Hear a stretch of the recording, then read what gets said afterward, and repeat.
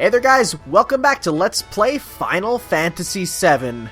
And you can hear a certain song in the background, which a lot of people think is super awesome and is amazing.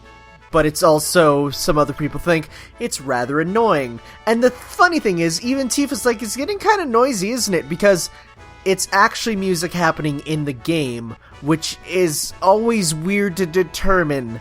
Thankfully, there's people who tell us this, you know. But no, this is the Shinra marching band theme, which is just such a good military-ish theme without being... Because remember, Shinra has to promote this idea of being, like, you know, good for the people and stuff. So, you know, it's like, it really does, it's good. I like it. It's very well done. I mean, all the music in this game is great. But we got the Shiva materia. So, okay. I think it's meant to be, and I haven't heard it said in a Final Fantasy game, so it could be wrong. I always said Shiva, but people have told me it's actually Shiva, because it's meant to be a pun like shiver, because the actual Shiva goddess is entirely unrelated to ice, of course. Also, Mebbe, M-B-B-E. I don't even think that's part of, like, African-American vernacular English. I think that's just a weird typo. I've never heard Mebbe. That's strange. But no, we got another summon, which is good. You actually get summons fairly quickly at the beginning of the game to sort of cover your bases for elements, which is nice. I mean, summons are always, like, they're spectacles, you know? So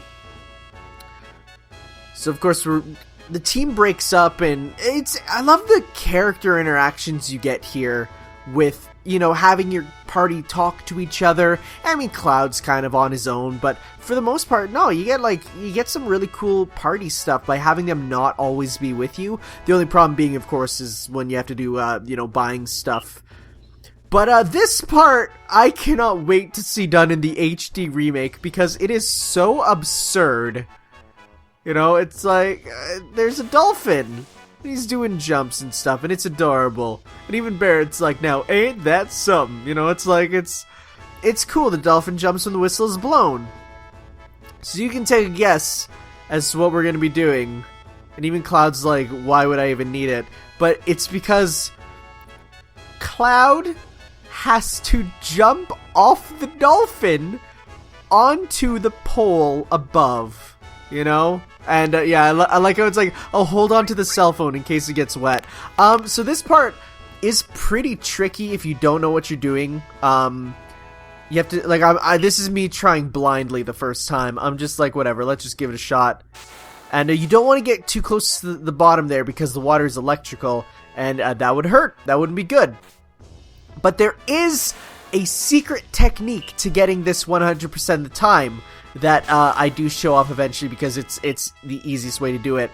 But for this, it's really tough to gauge where you're supposed to be, you know? Like, that to me looked like it should have got it, but it wasn't. So you definitely don't want to be too close to the electrified water, because you will, of course, get electrocuted. And I think that just brings you back to the shore, and she's like, hey, maybe don't go near the electrical water. It'd probably be a better idea to not do that.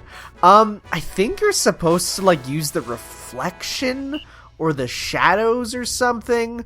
I don't know. But this is going to be the weirdest thing, seeing Cloud wading in the water in HD, then being, like, pushed up by a dolphin. I really hope they keep this in. Please, like, I know they're keeping in the cross-dressing, but that's not even the weirdest thing. So what you're supposed to do to get this 100% of the time is to make sure you jump immediately here. So you just press the button right now, which I'm not doing because I'm probably looking up in the guide to be sure. You jump as soon as oh, I'm not doing it. You're supposed to jump right where you were, and then you'll fall, and you need to do it immediately after where you just were. So I was close enough to get it there, but what you're supposed to do is just as soon as you spawn in the water, jump. He'll fly over, and then you jump again, and you should be up there. So it's not super difficult if you don't try, if that makes sense. And oh my gosh, an airship! what Final Fantasy game would be without an airship, because, hey, they're iconic. They've been in since Final Fantasy 1, right? With the float stone? I could be wrong about that. There was the airship in Final Fantasy 1. But, like, this is such a, like, cinematic angle with the ship there, and I'm probably looking up in the guide. I go through these parts to make sure I try to cut away from anything, but obviously it doesn't work all the time. So this treasure chest here is not actually a treasure chest, it's a button. But that confused me a lot because I thought it was a treasure chest, and I think a lot of people had the same thing. Because, I mean, it looks like a treasure chest. This looks like a really big area that you should explore and find items in, and I try that. Spoilers! There's nothing! And things like this get me paranoid in JRPGs. You see this big open space, and you're like, yo! I need to go get everything here! And there's nothing. You know, it's like, you gotta be careful with I mean, look at me, I'm like exploring around, I'm like, oh my god. There has to be something here. Remember, this is my first time getting this far. I've never gotten this far before. This is all brand new to me. I've never gotten to Junon. Previously before, I've never even seen Junon. So I pop on the 3 times speed to like double check, and I'm like, is it a thing in the distance? Which I think are attack helicopters? It's kind of tough to see, you know? So you can look here, and there's the airship, and you can look around, and it's like, no, there's a good lot of nothing here. So you escape. The weird thing is when you're up here there's no music, but as soon as you go down, there's music. Also, these cutscenes aren't affected by the speed up, sadly. But let's head in. And there's a bunch of Shinra guards, soldiers. It's like, okay. And this guy doesn't even, I mean, technically we're like not super, you know, we're not already conspicuously known to the world as a bad guy, so they just see us and like, hey, come on, get changed, and this dude's just gonna watch me. It's like, whatever. Put on the Shinra uniform, and it says, brings back memories. Because remember, Cloud did, you know, wear these before, and he was proud when he first put them on. And I like the little hop up putting his pants on. I wonder what it was. Oh, but he can't stand it anymore. I do hope that it's unlockable in the, you know, because one of the big things for me in games is unlockable costumes are, like, what keep me going. And, you know, Cloud is canonically wearing this costume here, so it's like, you know, he should wear it, you know, at this point, and you should be able to use it otherwise. That's, you know, like, I really do feel like in newer games, if you put on attire otherwise, you should be able to use it whenever. But this, so this part is sort of a rehearsal for what you gotta do, you know? When you're in steps, shoulder your gun, press X, and you have to do, like, actions to try and blend in with the crowd, you know? You want to march smoothly, keep in line, and walk smoothly. It's tough. I'd be lying if I said I didn't do this super well the first time. In fact, I did it really terribly the first time. So, that's fun.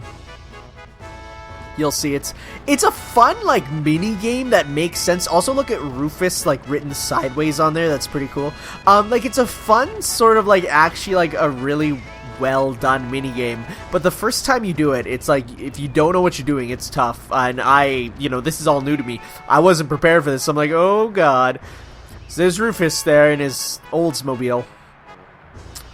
So you'll see these groups marching, and you have to become one of them. And it's like, okay, let's do this. The thing I do like is these guys work for Shinra, but you can tell they're not evil. They're obviously just doing this to have a job, you know, and also look at this wonderful PS1 FMVs. God, FMV singular. I love you so much. No, like a lot of the guards are just doing their job. You know, I mean, as a kid, you're expected to... I was surprised as a kid to find guards in Final Fantasy VI that weren't all evil. You know, it's like, but no, some of them are just doing their jobs and stuff, man. So we have to run. We're late. But it's okay, because what we can do is we can take a shortcut. That said, and I didn't really get this at first, all these buildings here, you can actually, like, go in and stuff. Like, this is technically a town. Like, it's very strange, because when I see this place at the top here, I always thought of it as more of a, you know, like a dungeon kind of, but it's not at all. It's a town that you do stuff in. So this part is tough. You have to press the button to sort of run in, or no, you don't press the button. You have to actually run in and fall in line there. Don't screw up. Jump in when I give the sign. Sneak in from the back. Don't mess up the row. Don't try to go up from the front. So you have to start marching, and you have to sort of sneak into the back there. And I'm like, okay, no, I didn't do it. That's okay. It's tough. This one I had trouble with. And the ratings go down. He says, charge! So I run in. Or not. There we go. And I'm like way far behind, and I'm like, oh no, I didn't do it right. And the ratings plummet. It's like me playing, oh, what's it called? I totally forget the name. Space Channel 5 all over again. So it's like you have to like sneak around them, because they're solid objects. So you have to sneak around, and this is actually really tough, you know? So I think I get it this time. So then, you know, you have to get in line with them, and it's like, it's tough. And you want to try and keep up with them, you know?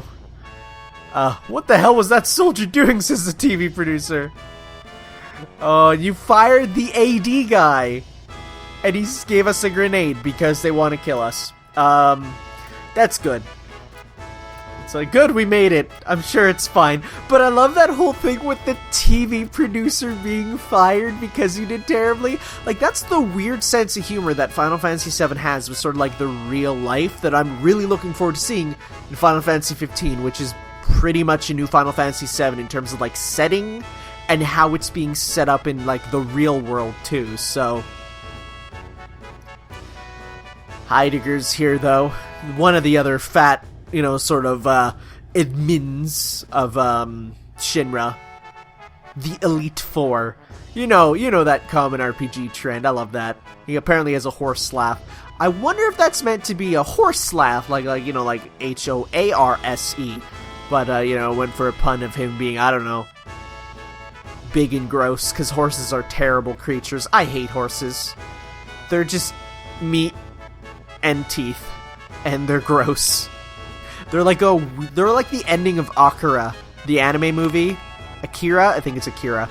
I hate that movie's ending, and that's exactly what it is. This dude's punching me, but it doesn't hurt. Hey, thanks for that. Bye.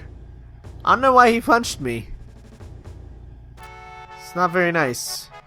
Oh, yeah, because of the ratings, I guess. The man in the black cape's been roaming the city. I wonder who that is. Man in a black cape. You know, again, does just no one else wear black capes in this universe?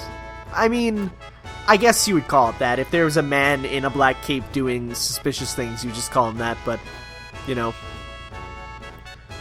And no, neither of these options are the right options. But we're not done yet with our minigames. We have another one, and this one is actually, despite being like the level 2 one, is easier, for me at least. Where what you gotta do is, there'll be buttons that you have to press, and you gotta do it. So formation, remember it? Ready? Do your thing! So they'll press buttons, they'll say for buttons, and you just have to do them. And it's that easy. The only one that's kind of tough is the one that's like right turn or left turn, because you do have to think in your head. Like, it's not just the button, you know, it's like, you have to, it doesn't show the button, you have to remember which is left and right, which is really funny, because you might be like, whatever, that's nothing. But no, man, I'm the guy who gets his lefts and rights mixed up all the time, because I'm actually super terrible. There is a bit of timing too, because you want to do it not as soon as the whistle goes, but sort of at a certain time, you know, like there's that musical delay, which is all I can say. You know, like it's not a delay or anything. It's like it's a delay, but you know what I mean when I say like a musical delay, where it's like doot doot. You know, I can't really explain it. And we have to do our best move, and they're like, whoa, and it's of course Cloud's wind pose, which is so good. That's good. You know, that's the good stuff. Well, let's get going, though, and do this special send-off that they've been talking about. Which, again, like, this part, I found it to be easier than doing the other part. But at this point, you don't have to follow them exactly. Because you see all these, like, holes in the walls? Well, they're actually buildings you can go into. So they come on in, forget about your job. And I'm like, can I go in, actually? And you can, and I will, as we'll see here.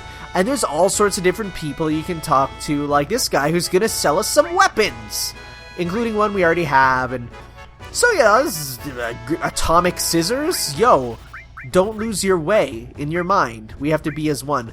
Don't get a diamond pin because you will find many diamond pins later. Except I bought one accidentally. But you'll get those diamond pins in just from beating enemies eventually. And by eventually I mean not very quickly. I actually find a lot of them.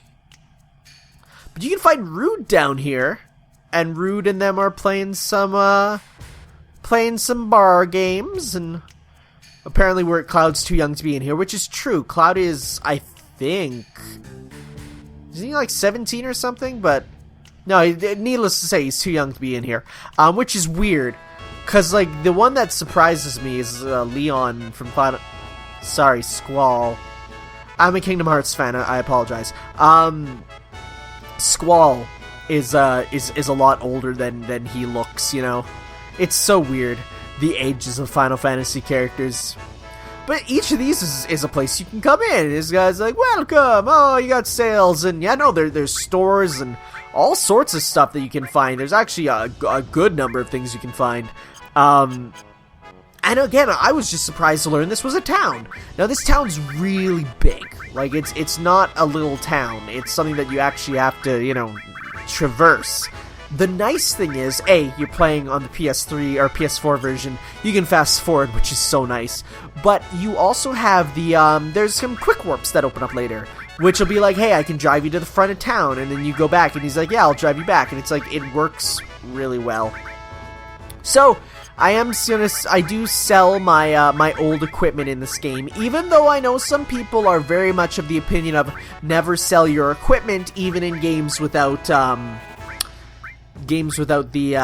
like crafting systems. If there's a crafting system, definitely don't sell your stuff. But I do, because I'm like, I might as well. And I do keep the Peacemaker, because eventually it will get some use. And I really shouldn't be selling my other equipment, because later on I realized, oh man, I definitely shouldn't have sold those. But it's not too bad. It's there's worse things to do. Ethers, they're pretty important to have, but you know, I kind of want some more stuff like a revive materia. Very helpful, because you know, you run out of those Phoenix Downs and man, you're in trouble. So I buy at least a revive materia, and that's about it. But if I need to go, you know, it's now I have the money, and that's the good thing. I do, as I say, grind for money eventually later, because it becomes a thing where you really do sort of need to. Also, look at that pupper. That's what Cloud's doing. Definitely not looking at a guide, he's looking at the pupper. But, yeah, no, there's a surprising number of buildings to visit and things to do, which when I get here, I'm like, you know what? I should probably explore more buildings. And especially because if you use that, you'll see, like, all the exit points, and I do love that feature. It's such a nice feature. But, yeah, see, there's another dog. So, wait, is that inside or outside? It's hard to tell. And this guy's, like, kind of freaking out a bit. No one woke him for the ceremony! Look at this background drama! And the pupper just whines in such a faint whine that you can't even hear it above the music. But this place has, like, a bunch of items, including the 1/35th soldier, which apparently people used to think was also a kitty. Is adorable. A lot of people used to think that the 1/35th soldier was like 1 out of 35 soldiers, and there was a rumor that to revive a certain character later, you needed to collect all 35 of them. But no, it's 1/35th scale. You know, it's like, it's a figure. It's an action figure, so it's a 1/35th scale figure. Now, mind you, if I was a kid, I would still be confused by that. Because when I was a kid, when you're a kid playing RPGs, man, it's so crazy different. You know, you sort of take things differently. when you have sort of modern knowledge and stuff, it definitely changes how you approach games. Also, yeah, we stole this guy's uniform, and he says he believes that the future of the military is really bleak because of it being hazing. Also, this is a little secret area. You talk to this dude here, you come down, and you're in a very strange place. So remember how I said that there was a beginner's hall in the first what's it called? Midgar. There's a beginner's hall in that area where it's like this, where it will tell you the basics of combat. Well, this tells you like the later parts of combat, and it's just really weird that this is an entirely optional section. Also, Cloud is the one who tells them how to do stuff, which is cool. Also, this dude is dead. He's a ghost man that you talk to about stuff. It's very weird. The music, all this stuff happening, I don't get why this is in the game. I mean, by this time, you should, okay, like limit breaks, yeah, like, that's something that you should learn about, you know, at this point, because even though you know you have it, you might not know all the features about it. I mean, I didn't really get the level system that much. I get it later, of course. But, like, all the other stuff you should know by now. So this whole thing is so weird. This is something I'm 90% certain will be removed in the remake. Because it's like, why would at this time you need to learn about different things? Like, the only one that was interesting was, like, the number of materia. Because, you know, and it's interesting that Cloud even says, like, you need to limit it because of the respect for the planet. And it's like, that's actually kind of cool, you know? That's like a little like personal thing that does explain it, because of course Cloud is fighting for the planet, materia is from the planet, so he doesn't want to keep too many to go against the planet. That's kind of cool. But this place is weird, and he says it's a respectable inn, but you can't actually sleep here, so it's just a wee bit strange. But this is like the second beginner's hall, and we're like, what? Like, I don't even know. We're hours into the game by now, and there's another beginner's hall telling you information. It's just weird. It's just very strange. Now, there is an enemy skill materia in here, which is really important. Enemy skill materia can give you some of the most broken things in the game, which is good. You should get them. Because later on, I do a thing early, by looking at a guide, of course, but I do it early regardless, by getting the enemy skill materia and doing this crazy thing early, which apparently a lot of people say was really tough, but I do it, and you probably know what I'm talking about. Again, I'm trying to be kind of spoiler-free for those of you who may not know a lot about Final Fantasy VII, but you know, I feel like some spoilers either everyone knows or it's not that big of a spoiler, but okay. So we had to head for the dock, though, because that's where Rufus is being sent off. We need to do our own salute, and guess what? More buildings. Yo, let's go. What do we got? First off, oh hey, it's Elena, Reno, and Sang. I think that's how you pronounce it. Also, we talked through Reno to talk to the bar lady. That's amazing. I think it's pronounced Sang, but I also read somewhere that it's a totally different pronunciation. Because, of course, you could hear these voices in Crisis Core, which I haven't played, and will probably never be able to get to play because of the fact that it's PSP only and physical only, because Square Enix has a dumb thing where they can't sell digital versions of games with vocal themes in them because of licensing. So like the Kingdom Hearts games, you can't buy on PSN, even the new versions, because of the fact that Utada Hikaru doesn't allow digital versions to be sold, because then people would extract the songs, or I don't even know, man. It's weird. And of course, Crisis Core falls under that too. And this girl hops over, and everyone's in a shy mache. Please come to the counter. No charge for a smile.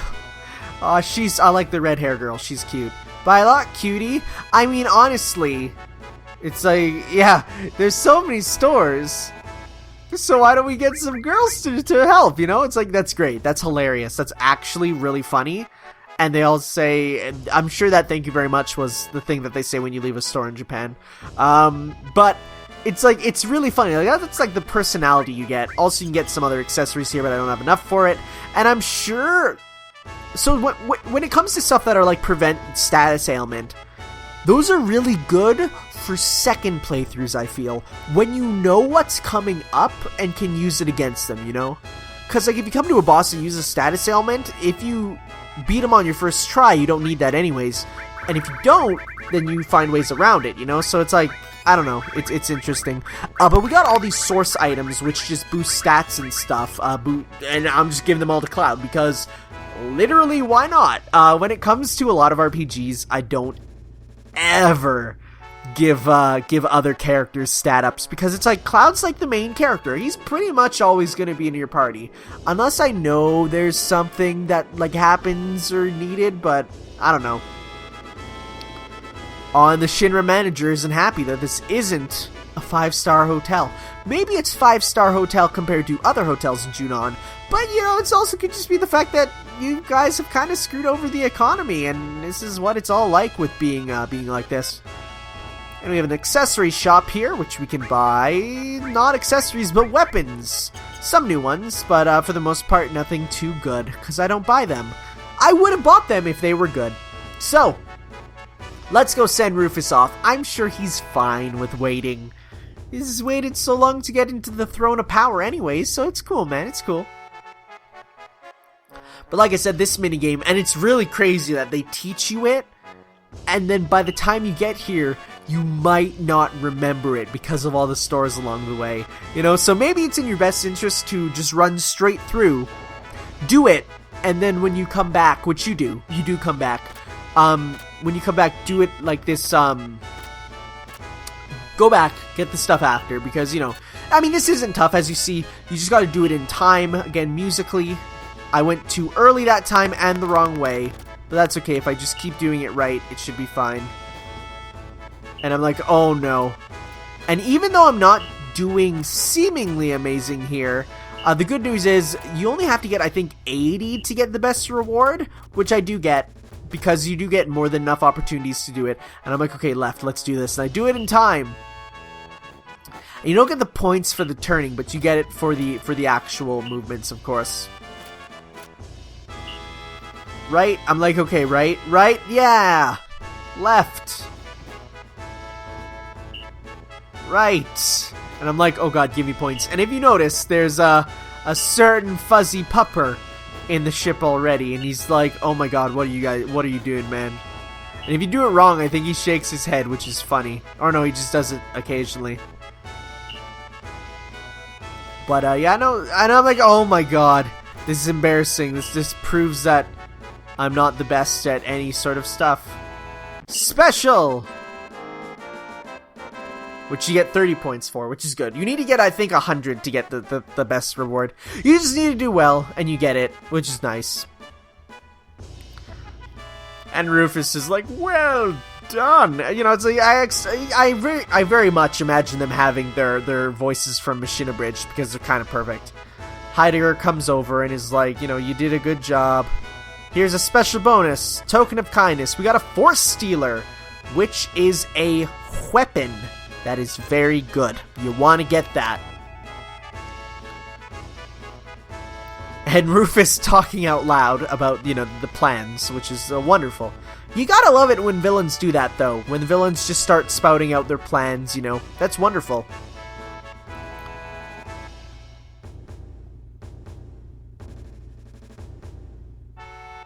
Heidegger gets just totally pooped on. So what does he do? He takes his anger out on everyone else, because he's that kind of guy. You know, he gets pooped on by a higher up, then he poops on the people below him. It's just a circular fountain of poop that, you know, constantly happens. Heidegger's been really edgy lately. What, has he dyed his hair with one streak of red and has been carrying a gun? 'Cause that'd be lame.